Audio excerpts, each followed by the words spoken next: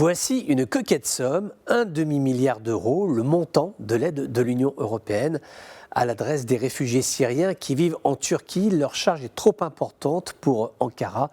Résultat, Bruxelles sort le carnet de chèques. L'argent ira à des programmes de soutien aux PME. Par exemple, un réfugié syrien qui était électricien dans son pays se verra remettre quelques centaines d'euros pour entamer une reconversion professionnelle ou créer son entreprise en Turquie. En soi, c'est positif. Maintenant, nous ne pouvons pas omettre le fait que l'Union européenne paie pour que ces réfugiés restent en Turquie et n'essaie pas de franchir la frontière de l'espace Schengen. Une stratégie similaire à l'Afghanistan où l'Union européenne a signé un chèque de 1 milliard d'euros pour éviter qu'une banqueroute aboutisse à une catastrophe humanitaire, pire que ce que nous vivons actuellement où il y a 4 à 5 000 réfugiés afghans qui passent la frontière iranienne tous les jours. L'ONU estime que 5% des Afghans seulement mangent à leur faim. Et même les Américains en ont conscience puisqu'ils ont fait un geste envers Kaboul en débloquant quelques avoirs financiers. Et ce sont ces mêmes Nations Unies qui envoient leur secrétaire général au chevet du Liban afin qu'il aide ce pays, le Liban,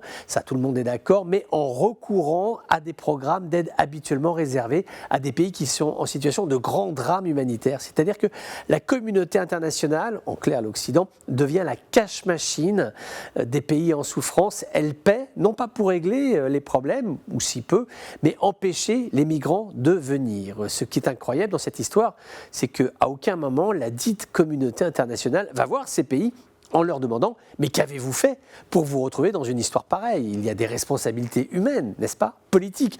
Pourquoi vous êtes-vous, par exemple, embarqué dans des guerres insensées et maintenant, vous venez quémander de l'argent, même pas pour réparer ce qui s'effondre, juste pour empêcher votre pays de se vider de sa propre population. Comment se fait-il qu'on ne demande rien à ces pays? Si ça se trouve, demain, les Iraniens vont venir réclamer de l'argent pour l'accueil des réfugiés afghans. Dans ce pays où, pendant que des populations manifestent à Ispahan pour avoir de l'eau courante dans les robinets, eh bien, le régime de Téhéran dépense des millions de dollars pour une bombe nucléaire qu'ils n'utiliseront jamais. Enfin, j'espère, tout ça est absurde.